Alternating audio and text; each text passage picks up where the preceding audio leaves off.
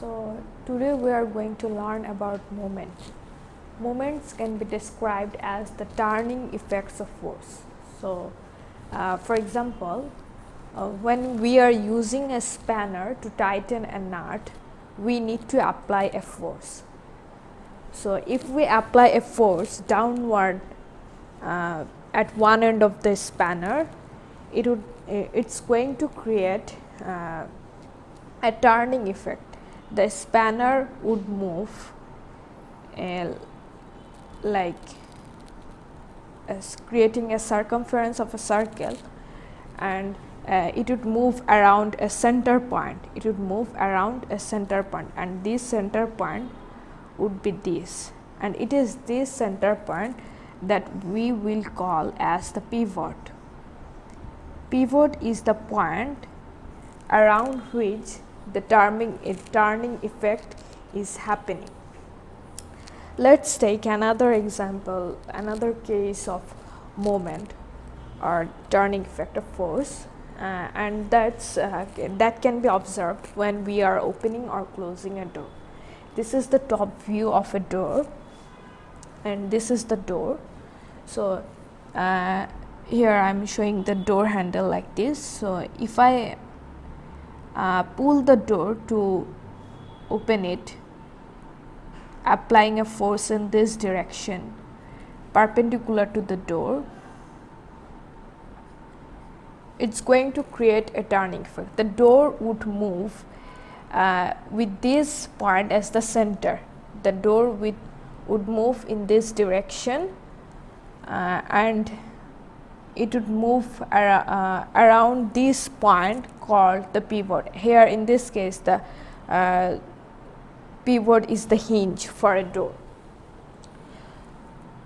So what happens is that to calculate the size of the moment, or how big the turning effect is, how efficient it is, how big the turning effect is, we need to calculate the size of the moment. So moment is equal to force into distance.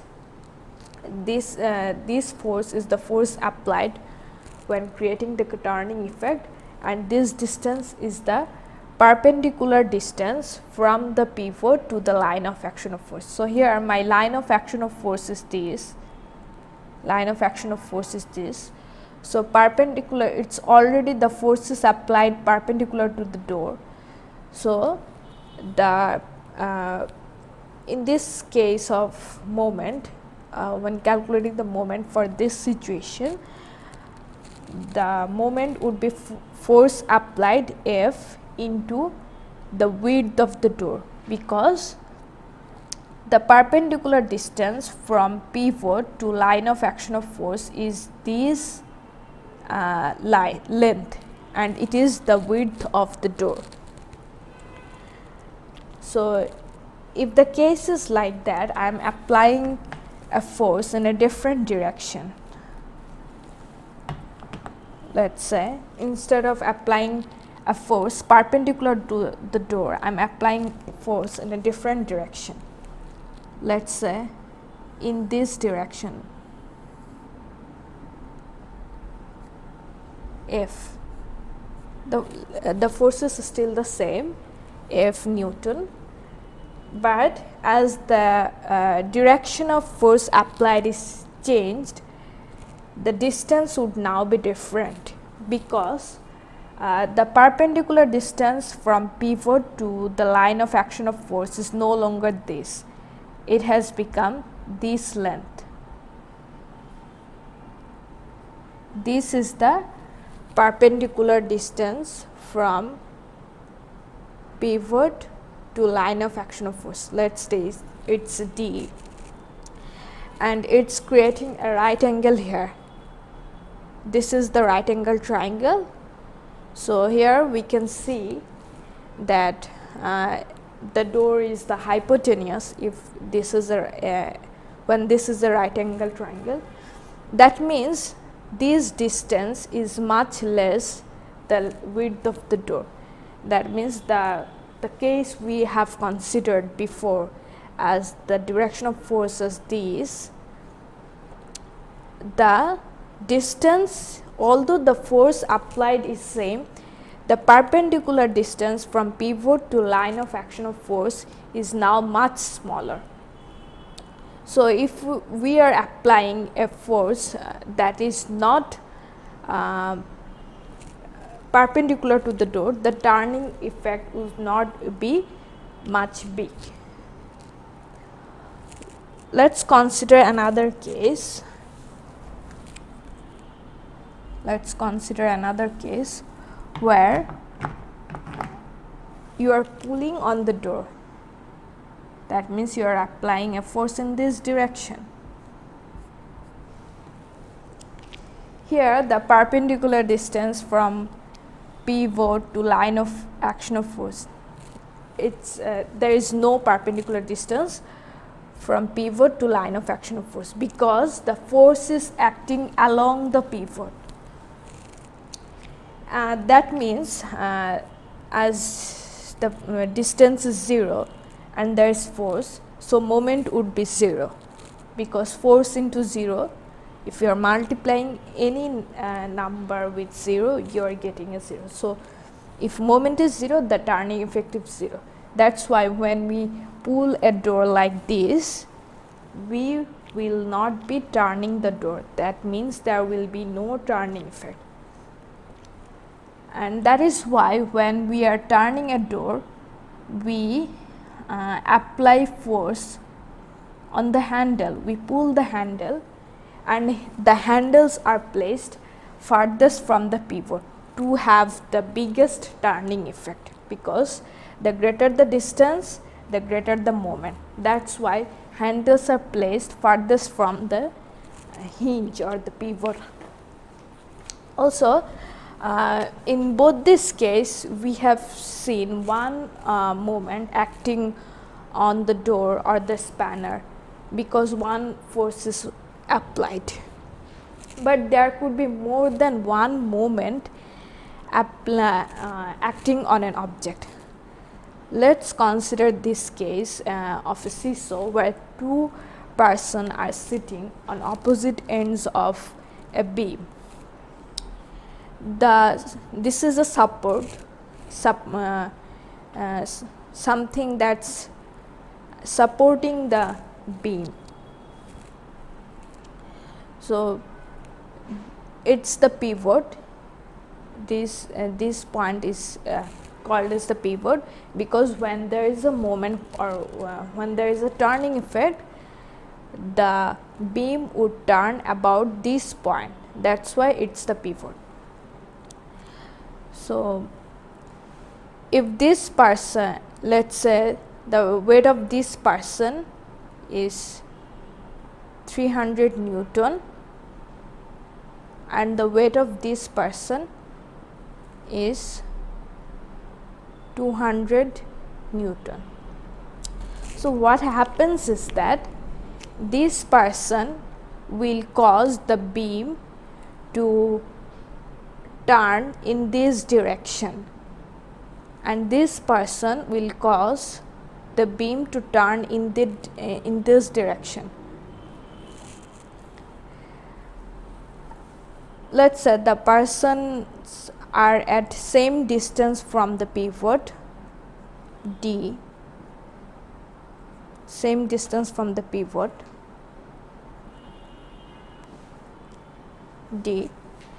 As this person is creating a more turning effect due to the force being higher, weight of this person being higher, 300 Newton is much greater than 200 Newton. So, the clockwise turning effect would be much greater than anti-clockwise turning effect. That means the beam will, the net effect is that the beam will move in a clockwise direction. Also, talking about clockwise and anti-clockwise directions, we must know that moment is a vector quantity, because here we can see there are clockwise and anti-clockwise directions involved. When there is both size and direction involved, that quantity is a vector quantity. and as moment has both size and directions involved, it is a vector quantity. Also talking about the units of moment. Let's talk about units of moment. So for that we need to know the moment unit for force and distance. We know SI unit of force is Newton, and for distance the unit is meter. So moments have unit of Newton meter. The principle of moment states that when an object is in equilibrium or in a state of balance, the total clockwise moment is equal to the total anti-clockwise moment around the pivot. Also, when an object is in equilibrium, there are two conditions to be met. These are there should be no resultant force and there should be no resultant moment. By no resultant force, it means as if there is no force acting on an object.